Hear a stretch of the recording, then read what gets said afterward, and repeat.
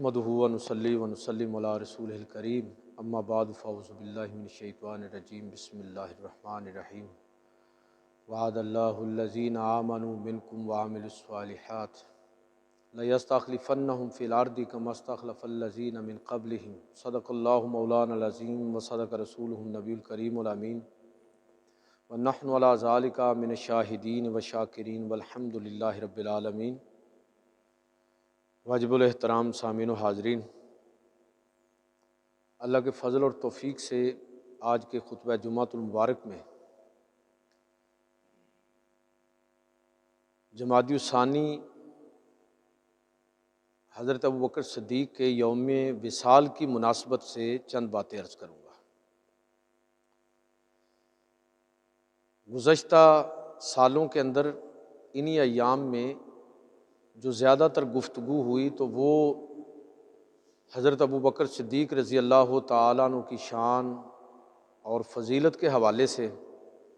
और गुज़श्ता साल मुझे याद पड़ता है कि मैंने आपकी खिदमत में हज़रत अबू बकर सिद्दीक़ रज़ी अल्लाह तआला अन्हु का जो अव्वलीन खुतबा बैसियत खलीफ़ा आपने इरशाद फरमाया था, तो सारी गुफ्तगू जो उसी तनाजुर में मैंने अर्ज़ की थी। आज के खुतबा जुमातुल मुबारक में मैं आज के माहौल और हालात के तनाजुर में हज़रत अबू बकर सिद्दीक़ रज़ी अल्लाह तआला अन्हु की शख्सियत, आपकी सीरत और आपके दौर खिलाफत के हवाले से चंद बातें अर्ज़ करूँगा कि आपके तर्ज़ हुक्मरानी से हमें क्या सबक मिलता है। ये समझने की कोशिश करेंगे कि हज़रत अबू बकर सिद्दीक़ रज़ी अल्लाह तआला अन्हु की बैसियत खलीफा तरजीहात क्या थी, ताकि हम एक तकाबुली जायज़ा ले सकें कि इस वक्त हमारी जो अशराफिया है और हमारी जो हुक्मरान क्लास है वो क्यों कर मुल्क व मिल्लत की खिदमत में नाकाम है। क्या ये फ़र्क तरजीहात के तयन में गलती की वजह से तो नहीं। तो यही चंद बातें हैं जो मैं आज अल्लाह के फ़ज़ल तौफ़ीक़ से आपकी खिदमत में अर्ज़ करूँगा।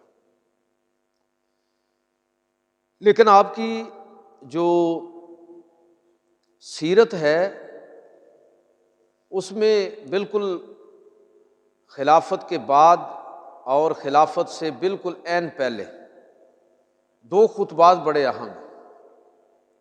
एक खुतबा तो वो है जो आपने खिलाफत संभालने के बाद सहाबा कराम के सामने इरशाद फरमाया था, और एक खुतबा वो है जो रसूलुल्लाह सल्लल्लाहु अलैहि वसल्लम के विसाल के मुत्तसिल बाद आपने सहाबा के सामने वो खुतबा इरशाद फरमाया।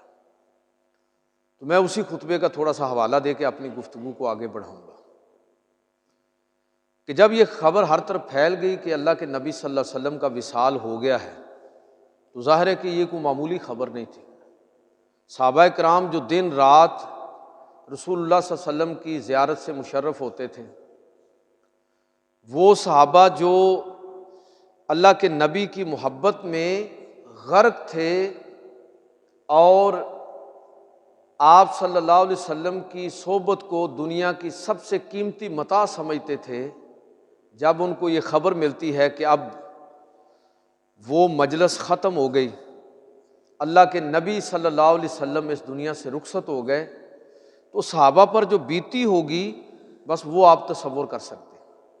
हमारी सीरत की और तारीख़ की किताबों में वो कैफियत आपको मिलेंगी कि सहाबा किस तरह सदमे का शिकार हुए कि कुछ तो वो थे कि जो मोहब्बत रसूल में इस हद तक चले गए कि जुटलाना शुरू कर दिया, नहीं नहीं अल्लाह के नबी आप तो आपका विसाल नहीं हुआ, बस आप पर गशी तारी होगी, मानने के लिए तैयार नहीं थे।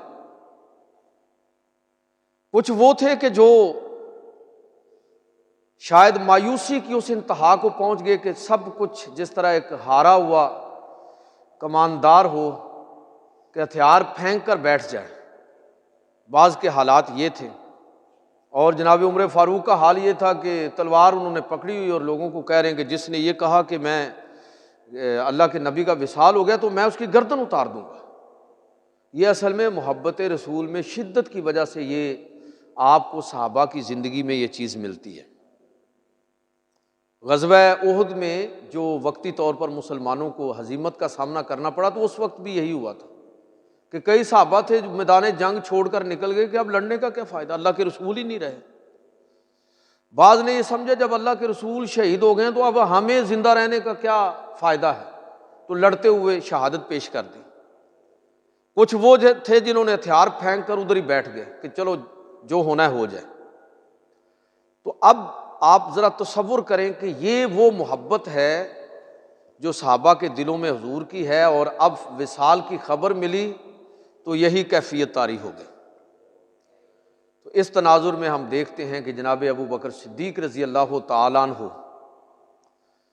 صحیح معنوں میں رسول اللہ صلی اللہ علیہ وسلم کی نیابت کا اور امت کی امامت کا حق ادا کرتے ہیں کہ اگر کوئی خاندان میں بڑا ہو، کوئی امت کے اندر وہ مقام اور حیثیت رکھتا ہو، قوم کے اندر اس کو وہ حیثیت حاصل ہو، تو پھر اس کا کردار کیا ہونا چاہیے۔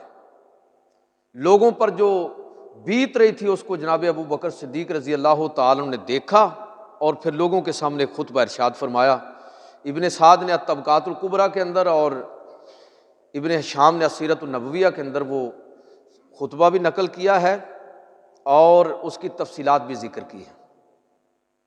آپ لوگوں کے درمیان کھڑے ہوئے اور فرمایا کہ ایھا الناس من کان یعبد محمدا فإن محمدا قد مات، کہ لوگوں سنو، جو محمد صلی اللہ علیہ وسلم کی عبادت کرتا تھا تو وہ یہ بات سمجھ لے کہ اللہ کے رسول کا وصال ہو گیا ہے، ساری غلط فہمیوں سے نکل آؤ۔ ومن کان یعبد اللہ فإن اللہ حی لا یموت، اور جو اللہ کی عبادت کرتا تھا تو وہ جان لے کہ اللہ زندہ ہے، اس کو کبھی موت نہیں آئے گی۔ خلافت سنبھالنے سے پہلے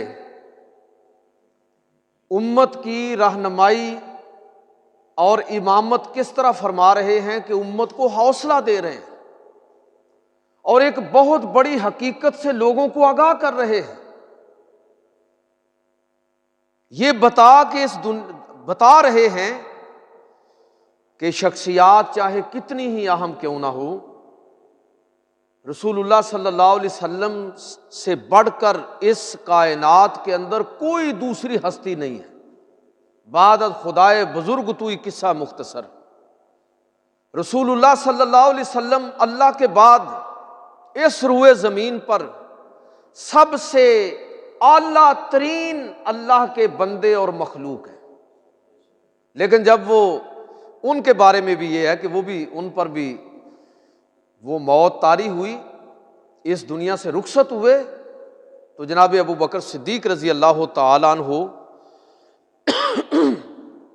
یہ سبق لوگوں کو دے رہے ہیں کہ دیکھو جناب رسول اللہ صلی اللہ علیہ وسلم کا وصال ہو گیا، اگر تم رسول اللہ سے محبت رکھتے ہو تو شخصیت نہیں، ان کے مشن کو دیکھو، ان کے نظریے کو دیکھو۔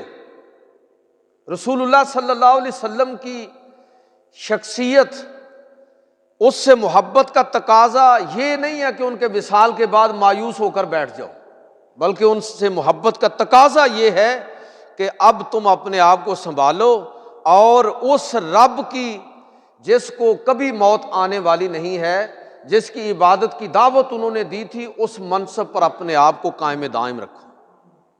یہ کیا ہے؟ یہ پہلا خطبہ جو وصال کے بعد ہے وہ آپ دے رہے ہیں اور امت کی رہنمائی فرما رہے ہیں، اور پھر آپ نے یہ آیت مقدسہ پڑھی کہ وما محمد الا رسول قد خلت من قبلہ الرسل افإن مات او قتل انقلبتم علی اعقابکم۔ اے لوگو، محمد صلی اللہ علیہ وسلم وہ بھی دیگر انبیاء کی طرح، دیگر رسولوں کی طرح اللہ کے ایک رسول ہیں، جس طرح کے پہلے رسول گزر گئے، لہٰذا اگر وہ وفات پا جائیں یا شہید کر دیے جائیں تو کیا تم الٹے پاؤں واپس لوٹ جاؤ گے؟ اور فرمایا وَمَن يَنقَلِبْ عَلَىٰ عَقِبَيْهِ فَلَن يَضُرَّ اللَّهَ شَيْئًا، اور جو الٹے پاؤں واپس لوٹے گا اللہ کو وہ کوئی نقصان نہیں پہنچا سکے گا۔ وَسَيَجْزِي اللَّهُ الشَّاكِرِينَ، اور بے شک اللہ تعالیٰ جو ہے وہ عنقریب شکر کرنے والوں کو اجر عظیم سے، جزائے خیر سے نوازنے والا ہے۔ صحابہ کہتے ہیں کہ جب آپ نے یہ آیت پڑھی تو ہمیں ایسے محسوس ہوا کہ یہ آیت سمجھ بھی اسی دن آئی اور ایسے لگا گویا آج ہی نازل ہوئی ہے، سنبھال لیا۔ تو میں کہتا ہوں کہ جناب ابو بکر صدیق رضی اللہ تعالیٰ عنہ کی سیرت سے پہلا سبق تو ہمیں یہی ملتا ہے کہ بڑوں کا کردار کیا ہونا چاہیے، کہ مایوس کن حالات کے اندر بھی ان کو حوصلہ دینا ہے، ان کو کھڑا کرنا ہے، اور ان کو اصل مشن اور مقصد کی طرف رواں دواں رکھنا ہے کہ اصل مقصد اور مشن جو ہے وہ نظروں سے اوجھل نہ ہونے پائے۔ اب آپ خلافت سنبھالتے ہیں، اور خلافت سنبھالنے میں بھی جو بات میں خاص طور پر عرض کرنا چاہتا ہوں وہ یہ ہے، جناب ابو بکر صدیق رضی اللہ تعالیٰ عنہ کا خلیفہ بننا، اس میں بھی بذات خود ہمارے لیے ایک بہت بڑا سبق ہے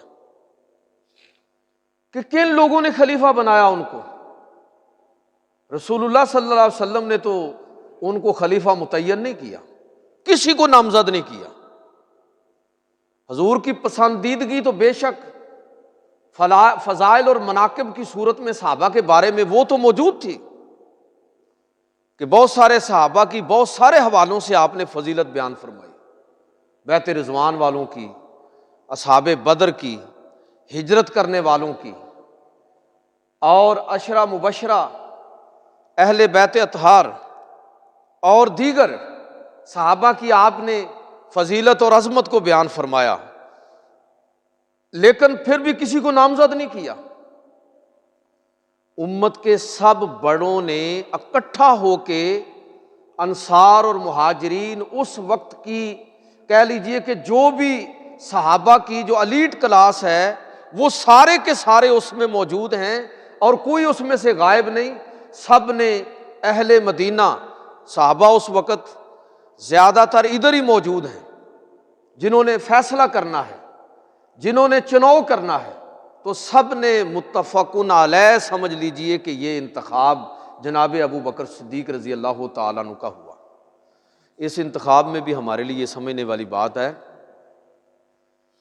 کہ میں بات یہ کر رہا ہوں کہ جناب ابو بکر صدیق رضی اللہ تعالیٰ عنہ کی خلافت سے آج کے دور میں ہمارے لیے کیا اسباق ہے، کیا چیز ہمیں سیکھنی چاہیے۔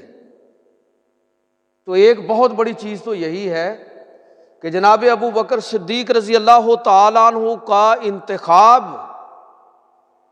اس میرٹ پر کیا جا رہا ہے کہ رسول اللہ کے بعد اس امت میں سب سے بہترین شخص، سب سے بہترین انسان وہ ہیں۔ اور جناب علی المرتضیٰ رضی اللہ تعالیٰ عنہ نے تو یہ فرمایا بھی کہ اے ابو بکر رضی اللہ تعالیٰ عنہ، ہم آپ کو آگے کیوں نہ کریں، کون ہے جو آپ کو پیچھے کرے گا جبکہ اللہ کے رسول صلی اللہ علیہ وسلم نے آپ کو آگے کیا۔ جب حضور کی زندگی میں مصلی امامت پر آپ نے نمازیں پڑھائی ہیں رسول اللہ صلی اللہ علیہ وسلم کی حیات طیبہ کے اندر، جب آپ نے حکم ہمیں دیا ہے کہ مرو ابا بکر فلیصلی بالناس، کہ ابو بکر کو حکم دو کہ لوگوں کو نماز پڑھائے، تو جب حضور نے آپ کو آگے کیا ہے، اگرچہ آپ کو خلیفہ نامزد تو اللہ کے نبی نے نہیں کیا تھا، لیکن آپ کی فضیلت اور آپ کی دیگر صحابہ کے مقابلے میں جو عظمت ہے وہ بالکل نمایاں تھی۔ تو انہوں نے کہا کہ جب اللہ کے نبی نے آپ کو آگے کیا ہے تو کون ہے جو آپ کو پیچھے کرے گا۔ تو ایک تو بات ہمیں یہ سمجھ آتی ہے، یہ خلافت، اسلام کا تحفظ، اسلامی ریاست کا جو ارتقاء ہمیں نظر آتا ہے، اور پھر پوری دنیا پر مسلمانوں کا چھا جانا، اس کی پہلی اینٹ میرٹ پر رکھی گئی، اپنے میں سے بہترین شخص کا بطور حکمران انتخاب کیا گیا۔ تو میرے بھائیوں، آج بھی ہمارے لیے یہی سبق ہے۔ اپنے ملک کی تقدیر بدلنا چاہتے ہیں، اپنی تقدیر بدلنا چاہتے ہیں، اپنے حالات کو سنوارنا چاہتے ہیں، تو بڑا سیدھا سا طریقہ ہے۔ حکمرانوں پر لعنتیں بھیجتے ہیں سارے لوگ کہ یہ فلاں بڑا چور ہے، ڈاکو ہے، لٹیرا ہے، مافیاز ہیں، فلاں ہے فلاں ہے۔ ان لوگوں کا انتخاب کرنے والے کون لوگ ہیں؟ صحابہ نے صحیح فیصلہ کیا، اپنے سے بہترین شخص کا انتخاب کیا، نتائج ہمارے سامنے ہیں۔ ہم نے اپنے میں سے بدترین لوگوں کا انتخاب کیا اور دوش دیتے ہیں ان لوگوں کو۔ جب ہم کسی شریف آدمی کا انتخاب کرنے کے لیے تیار نہیں ہیں، جب ہمارا انتخاب اس طرح کا ہوگا تو پھر بھائی اس کے نتائج یہی نکلنے ہیں جو نکل رہے ہیں۔ یہ کوئی اجنبیت ہمیں نہیں ہونی چاہیے، اس لیے کہ اس طرح کے انتخاب کے جو نتائج ہیں وہ اسی طرح کے ہوتے ہیں جو اس وقت ہمارے سامنے ہیں۔ پورے ملک کے اندر اس وقت شور مچا ہوا ہے کہ ہمارے جو ملک کا ڈیفالٹ ہونے کا خطرہ ہے، ہمارے جو ریزروز ہیں وہ کم ہو رہے ہیں تیزی کے ساتھ، ہمارا خزانہ خالی ہو چکا ہے۔ تو میرے بھائیوں، جب آپ اس خزانے پر، لوگوں کے ٹیکسز پر، ایسٹس پر، ریاست کے سارے وسائل پر چوروں کو، ڈکیتوں کو، ڈاکوؤں کو آپ منتخب کر کے بھیجیں گے تو آپ کا کیا خیال ہے کہ پھر اس کا نتیجہ کیا نکلنا چاہیے؟ جناب ابو بکر صدیق کی خلافت اور اس کے انتخاب سے پہلا سبق تو ہمیں یہی ملتا ہے کہ میری اور آپ کی ذمہ داری کیا ہے۔ اگر ہم اپنی ذمہ داری کو ادا کریں گے تو اس کے نتائج ٹھیک نکلیں گے، اور یہ بات چھوڑ دینی چاہیے کہ جی میں اکیلا کیا کر سکتا ہوں، میرے کرنے سے کیا ہوگا۔ آپ اپنا فرض ادا کریں، بری ذمہ ہوں، باقی چھوڑ دیں۔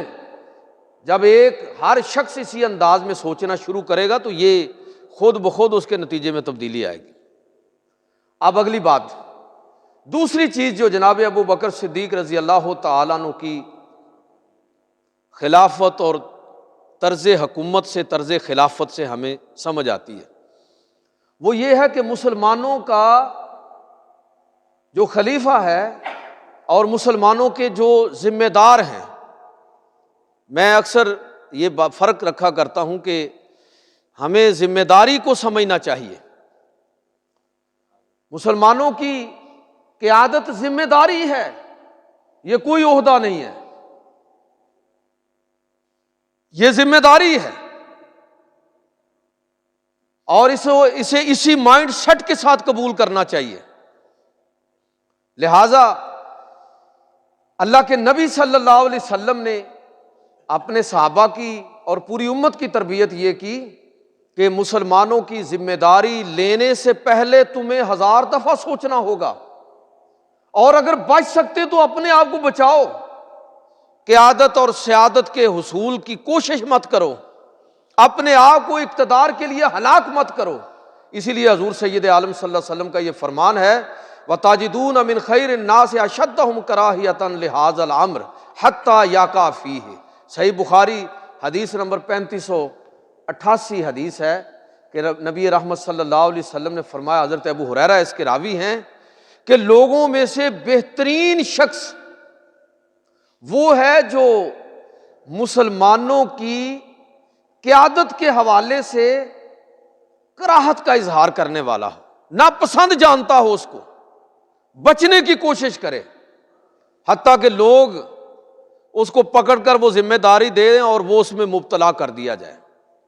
اگر ایسا شخص جو عہدے اور اقتدار کا خواہاں نہیں ہوگا، جو اس چیز کے لیے مرا نہیں جا رہا ہوگا، اگر اس کو کوئی عہدہ مل جائے، لوگ اس پر ذمہ داری کا بوجھ ڈال دیں، تو رسول اللہ صلی اللہ علیہ وسلم نے فرمایا کہ اللہ تعالیٰ پھر ایسے شخص کی خود مدد فرماتا ہے، اللہ کی مدد اس شخص کے شامل حال ہو جاتی ہے۔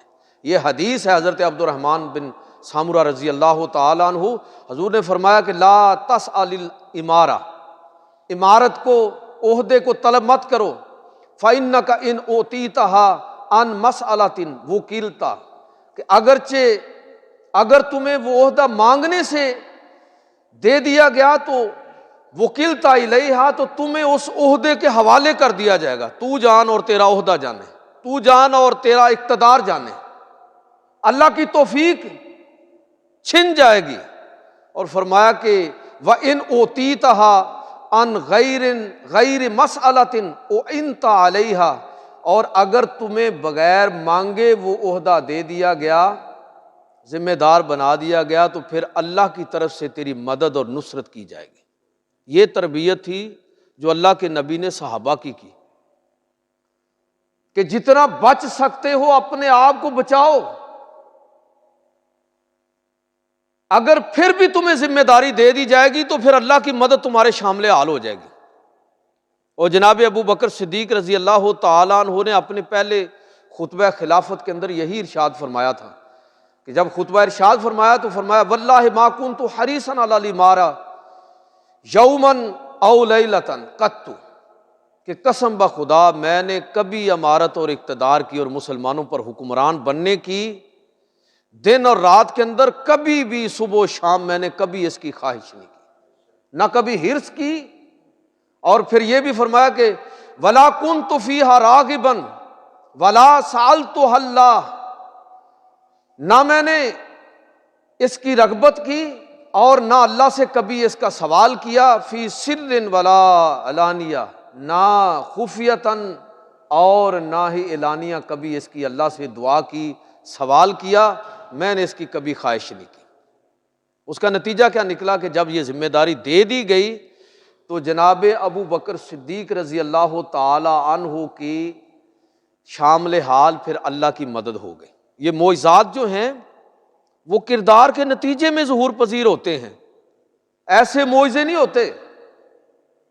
کردار ہے جس کے نتیجے میں معجزات کا ظہور ہوتا ہے کہ جناب ابو بکر صدیق رضی اللہ تعالیٰ عنہ خلیفہ نہیں بننا چاہتے، لوگوں نے زبردستی ان کو آگے کیا، بیعت کی، تو خطبہ دیا، کہتے میں نہیں چاہتا تھا، اب تم نے مجھ پر ذمہ داری ڈال دی ہے تو اب بھی میں کہتا ہوں کہ اگر تم میں سے کوئی اس ذمہ داری کو اٹھانے کی اہلیت رکھتا ہے تو وہ آگے آ جائے۔ یہ ہے مائنڈ سیٹ مسلمانوں کی قیادت اور سیادت کے حوالے سے، یہ ہونا چاہیے۔ اور آج کے حکمرانوں کو دیکھیں کہ اقتدار کے لیے مرے جا رہے ہیں، ملک تباہ ہوتا ہے ہو جائے، قوم کی تباہی ہوتی ہے ہو جائے، میرا اقتدار نہیں جانا چاہیے۔ یہ کسی ایک جماعت کی بات نہیں ہے، یہ ہماری ساری جو حکمران ایلیٹ ہے یہی ان کی مصیبت ہے اور یہی ان کا سب سے بڑا مسئلہ ہے۔ اب مجھے آپ یہ بتائیے کہ جب لوگوں کا حال یہ ہو تو پھر اللہ کی مدد ان کے کیسے شامل حال ہوگی؟ اللہ تعالیٰ کی مدد اور نصرت ان لوگوں کے ساتھ ہے کہ جو منصب کے خواہاں نہیں ہوتے، اور آج کے دور میں اگر کوئی اس منصب کی خواہش کرے، چاہے کہ اس کو مسلمانوں کی نمائندگی کے لیے چنا جائے، تو یہ بھی غلط نہیں ہے۔ علماء کہتے ہیں کہ ٹھیک ہے آج حالات ایسے ہیں، لیکن اس میں اتنا تو کرنا چاہیے نا کہ ہر حال میں صرف جائز طریقے کے ساتھ ہی وہ مسلمانوں کی قیادت کا اپنے آپ کو اہل ثابت کرے۔ یہ نہیں ہے کہ جائز نجائز سے بے نیاز ہو کر لگا ہوا ہے کہ باجی میں نے ہر حال میں نے ہی قیادت پر آنا ہے، میں نے ہی نمائندگی کرنی ہے، تو پھر اللہ کی مدد اور نصرت جو ہے وہ انسان سے روٹھ جاتی ہے، ریاست میں بے برکتی آ جاتی ہے۔ جناب ابو بکر صدیق رضی اللہ تعالیٰ عنہ کی جو آپ کی خلافت ہے اس میں یہ چیز آپ کو نظر آئے گی۔ تیسری چیز جس کا میں ذکر کرنا چاہوں گا وہ ہے کہ حضرت ابو بکر صدیق رضی اللہ تعالیٰ عنہ نے خلافت سنبھالی تو اپنے آپ کو بیت المال، ریاست کے تمام وسائل کا محافظ بنا کے پیش کیا۔ سید القوم خادمہم کا عملی نمونہ جو آپ کو نظر آتا ہے کہ قوم کا جو سردار ہے وہ اصل میں امت کا خادم ہے۔ یہ چیز جناب ابو بکر صدیق رضی اللہ تعالیٰ عنہ کی سیرت میں آپ کو نظر آئے گی۔ یہ بات سمجھ آتی ہے کہ یہ ہے اصل میں حکمران۔ جب آپ خلیفہ بنائے گئے تو اگلے دن بازار کی طرف، ظاہر ہے کہ بہت بڑے بزنس مین تھے، خوشحال بزنس مین، اللہ نے بڑا مال و دولت سے نوازا تھا۔ اگلے دن کاروبار کے لیے بازار کی طرف جانے لگے تو لوگوں نے کہا کہ حضرت اگر آپ کاروبار کرتے رہے تو جو ریاست کے معاملات ہیں وہ کون سنبھالے گا؟ آپ تو اس طرف چل جائیں گے، آپ کا تو سارا وقت ادھر صرف ہو جائے گا۔ تو اس وقت اکابر صحابہ نے یہ بیٹھ کر یہ طے کیا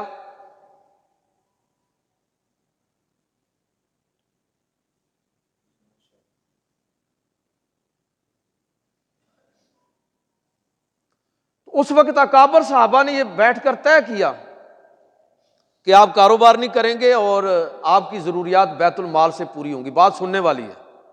یہ جو ہمارے اس وقت یہ حکمران صرف مجرم نہیں ہے، ہم بھی مجرم ہیں، ملزم نہیں ہے، مجرم ہیں۔ تو یہ طے کیا کہ آپ کی ذمہ داری بیت المال سے پوری کی جائے گی، آپ کی جو بھی ضروریات ہیں۔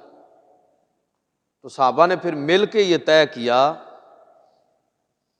کہ ان کے لیے جب وہ ذاتی کاروبار کرتے تھے تو ظاہر ہے کہ وسائل کھلے ہیں، لیکن اب بحیثیت حکمران یہ کوئی پھولوں کی چھیج نہیں ہے، یہ کانٹوں کا بستر ہے، مسلمانوں کی قیادت، حکمرانی۔ تو وہ طے ہوا معاوضہ جو عام کسی مسلمان متوسط مڈل کلاس کا ہو سکتا تھا، وہ معاوضہ طے ہوا۔ آپ سوچئے ذرا، اور بڑی مشکل سے، بڑے قسم پرسی کے حالات میں اپنی خلافت کا 2-2.5 سال کا جو زمانہ تھا اس کو پورا کیا۔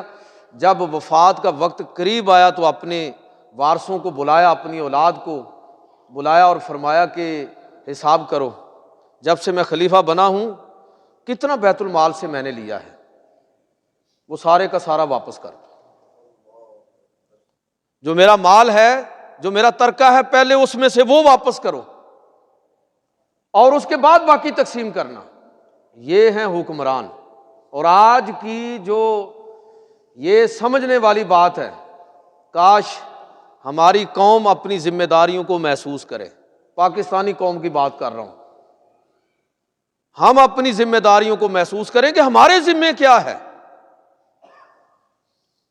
حکمرانوں سے تو بعد میں پوچھا جائے گا نا، ہمارے ذمے کیا ہے۔ تو واپس کیا انہوں نے۔ اور آج آپ کو پتہ ہے کہ یہ جو ہماری اشرافیہ ہے، جسے آپ اسٹیبلشمنٹ کہتے ہیں، ملٹری اسٹیبلشمنٹ، بیوروکریسی، آپ کی عدلیہ، یہ سارے کے سارے، اور وہ مافیاز جو ریاست کے وسائل پر قابض ہیں، یہ نہیں چاہتے کہ یہ سسٹم تبدیل ہو۔ اس لیے کہ اگر یہ نظام بدلے تو سب سے پہلے یہ لوگ اس میں پھنسیں گے کہ جس میں کوئی بڑا چھوٹا ہے ہی نہیں۔ جب تک ملک کے اندر انصاف اور وہ مساوات قائم نہ ہو کہ حکمران اور متوسط عام لوگ ایک ہی جگہ پر کھڑے ہو جائیں، جس طرح ابو بکر صدیق رضی اللہ تعالیٰ عنہ کی سیرت ہے، تبدیلی نہیں آ سکتی۔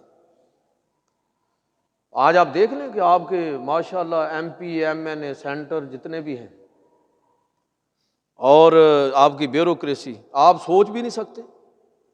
بزنس مین بڑی بزنس کرتے ہیں اور بڑے پیسے کماتے ہیں، جائز پیسے کمانے والے، کتنا بڑا کاروبار بھی ہوگا کہ کیا کر لیں گے آپ کے تصور میں بھی نہیں ہے کہ آپ کے اسٹیبلشمنٹ اور بیوروکریسی، تنخواہ تو ویسے ایک دکھانے کے لیے ہوتا ہے۔ میں 20ویں اسکیل میں ہوں، میں 20 اسکیل میں ہوں، پروفیسر ہوں ایجوکیشن ڈپارٹمنٹ میں، یہ میکسیمم ہمارا اسکیل ہے۔ تو مجھے پتہ ہے کہ میکسیمم تنخواہ کتنی ہو سکتی ہے، اور اسکیل وائز ہی تنخواہ ہوتی ہے۔ وہ تنخواہ بھی لیتے ہیں اور 150-150 گنا ایگزیکٹو الاؤنس بھی لیتے ہیں، اعلیٰ ترین کوٹھیوں، کاروں، پٹرول، بجلی اور سرکاری ملازمین جمع غفیر ہے۔ اور پھر یہ تو وہ چیزیں ہیں جو میں اور آپ چیک کر سکتے ہیں۔ اس حیثیت کی بنیاد پر جو دیگر مفادات سمیٹے جاتے ہیں اس کا تو میں اور آپ تصور ہی نہیں کر سکتے۔ آپ کو پتہ چلا ہوگا اخبارات میں، یہ چند دن پہلے یہ خبر آئی تھی کہ سندھ سے ایک کوئی ڈی سی، اس کے گھر میں 20 کروڑ ڈالر، یعنی 20 کروڑ روپیہ ہو تو یہ بھی بہت بڑی بات ہے، 20 کروڑ ڈالر، اور ملک کے اندر بحران کیا ہے جی؟ ڈالر نہیں ہے بھائی، ڈالر ان چوروں چکوں کے گھروں کے اندر پڑے ہوئے ہیں، پورا ملک لوٹ کے کھا رہے ہیں یہ لوگ۔ ان لوگوں کا احتساب کس نے کرنا ہے؟ بھائی آپ لوگوں نے کرنا ہے۔ آپ اگر حکمران ہی صحیح منتخب نہیں کریں گے تو پھر گالیاں دینے کا فائدہ کیا ہے؟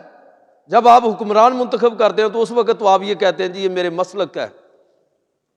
آپ مسلک کی بنیاد پر ووٹ دیتے ہیں، آپ ذات اور برادری کی بنیاد پر ووٹ دیتے ہیں، آپ ذاتی تعلق کی بنیاد پر ووٹ دیتے ہیں۔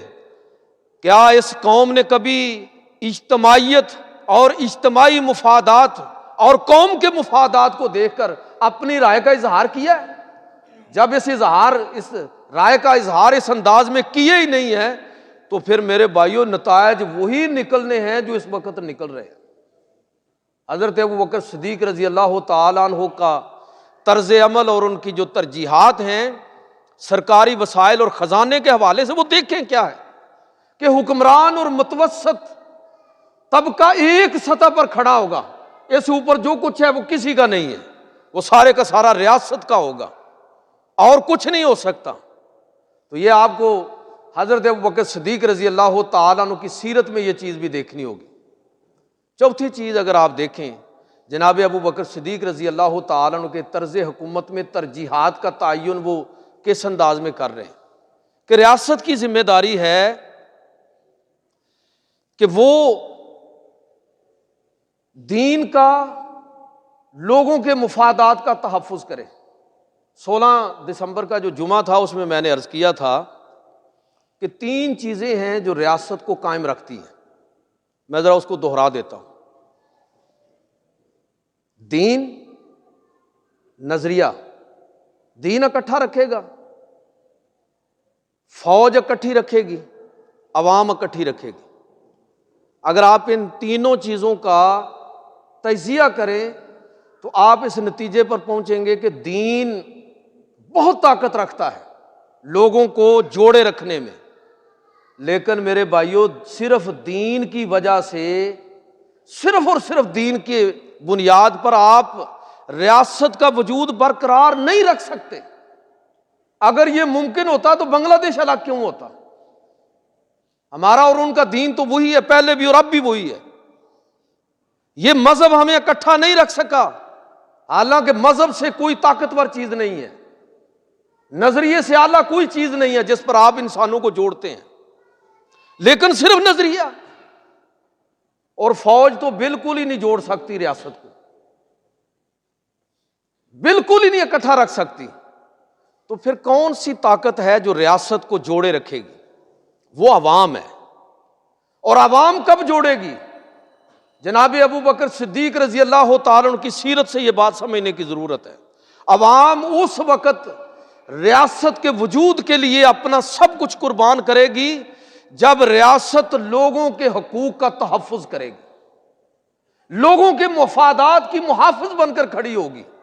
اس وقت لوگ ریاست کے لیے اپنی جان قربان کریں گے، اس وقت مذہب بھی آپ کے لیے قیمتی بنے گا۔ لوگوں کے وسائل کو لوٹنے کے بعد ریاست کے وجود کی بات مت کریں۔ حضرت ابوبکر صدیق رضی اللہ تعالی عنہ نے کیا کیا؟ انہوں نے عملاً یہ بات بتائی ہمیں اور سمجھائی ہمیں کہ ریاست، حکمران، وہ اپنے آپ کو، ہماری بدقسمتی یہ ہے کہ آج جس دور زوال میں ہم جا رہے ہیں ساری مثالیں ہمیں ڈھونڈنی پڑتی ہیں، مغرب سے، یورپ سے، امریکہ سے، جی وہاں یہ ہوتا ہے، جی وہاں یہ ہوتا ہے۔ بھائی ہماری مسجدوں کا یہ موضوع ہونا چاہیے کہ سوشل ویلفیئر سٹیٹ کا اولین تصور ریاست مدینہ کی صورت میں ہمارے سامنے آتا ہے کہ رسول اللہ صلی اللہ علیہ وسلم سب سے پہلے لوگوں کے دین اور ایمان کے بعد لوگوں کے حقوق کا تحفظ کرتے ہوئے آپ کو نظر آئیں گے۔ ہجرت کے بعد پہلا کام آپ نے کیا کیا تھا؟ یہ طالب علم نوجوان بیٹھے ہوئے ہیں، بھئی مواخات مدینہ قائم فرمائی تھی تاکہ لوگوں کے جو معاشی مسائل ہیں ان کو حل کیا جائے۔ پتہ چلا کہ ایمان کو بھی، اگر لوگوں کے ایمان کو بھی بچانا ہے، لوگوں کی وفاداری قائم رکھنی ہے، تو خدا کے لیے ریاست کے ذمے یہ ہے کہ وہ لوگوں کے حقوق کو پہچانے، لوگوں کی ضروریات کو سمجھے۔ اللہ کے نبی نے ایک ایک مہاجر کا ہاتھ پکڑ کر ایک ایک انصاری کے ہاتھ میں دیا کہ اس کے ذمہ دار تم ہو، اس کے ذمہ دار تم ہو۔ پتہ چلا کہ یہ ہے ریاست، یہ ہے سیاست، یہ ہے مدینہ کی ریاست جس میں عام لوگوں کے حقوق وہ ریاست کی ترجیحات میں پہلے نمبر پر ہیں۔ اللہ کے نبی صلی اللہ علیہ وسلم نے ایسا ہی کیا، صحابہ اکرام اور خلفائے راشدین نے یہی کیا کہ عام لوگوں کی سطح پر ذاتی کردار آپ دیکھیں تب بھی آپ کو اعلیٰ ترین نظر آئے گا، اور اگر آپ ریاستی ترجیحات دیکھیں تو تب بھی آپ کو یہ چیز نظر آئے گی کہ اعلیٰ اور ادنیٰ کس طرح آپ کو برابر نظر آتے ہیں۔ حضرت ابوبکر صدیق رضی اللہ تعالیٰ عنہ خلافت سے پہلے بعض یتیم بچیوں کی بکریوں کا دودھ دویا کرتے تھے، خلیفہ بنے تو آپ تک بات پہنچی، اب تو ممکن نہیں ہوگا، خلیفہ بن گئے ہیں تو فرمانے لگے کہ قسم بخدا مجھے خلافت لوگوں کی خدمت سے نہیں روک سکتی۔ حضرت ابوبکر صدیق رضی اللہ تعالیٰ عنہ کا ذاتی کردار دیکھیں تو وہ کیا ہے؟ جناب عمر فاروق رضی اللہ تعالیٰ عنہ فرماتے ہیں مدینہ سے باہر نکلے تو مدینہ کے قریب ایک الگ سی جھونپڑی اور مکان دیکھا، تحقیق کی پتہ چلا کہ ایک بڑھیا رہتی ہے لیکن اس کا کوئی سہارا نہیں ہے۔ گھر میں گئے، ملے، لیکن دیکھا کہ ہر چیز بڑے سلیقے کے ساتھ رکھی ہوئی ہے، ہر چیز بڑے سلیقے کے ساتھ ہے، جھاڑو لگا ہوا ہے، پانی کا چھڑکاؤ ہے، پانی گڑھے کے اندر بھرا ہوا ہے، باقی چیزیں بھی ٹھیک ہیں۔ تو ان ماں جی سے پوچھنے لگے کہ آپ کا تو کوئی ہے نہیں، تو یہ کس نے یہ سارا کام کیا؟ کہنے لگی کہ مجھے تو پتہ نہیں، ایک روزانہ ایک شخص آتا ہے منہ اندھیرے اور یہ خدمت کر کے چلا جاتا ہے، جو ضروریات ہوتی ہیں وہ پوری کر دیتا ہے۔ حضرت ابوبکر صدیق حضرت عمر فاروق رضی اللہ تعالیٰ عنہ کو تجسس ہوا کہ یہ کون شخص ہے، دیکھوں تو صحیح۔ تو اگلے دن آ گئے ذرا جلدی، منہ اندھیرے، لیکن وہ شخص جا چکا تھا۔ اگلے دن پھر ذرا جلدی آ گئے تو دیکھا کہ ایک شخص نے نقاب کیا ہوا ہے اور سارے وہ معاملات پانی بھر دیا ہے، گھر کی صفائی ستھرائی ہر چیز ٹھیک کر کے رکھ کے رخصت ہوا، پیچھے چل پڑے۔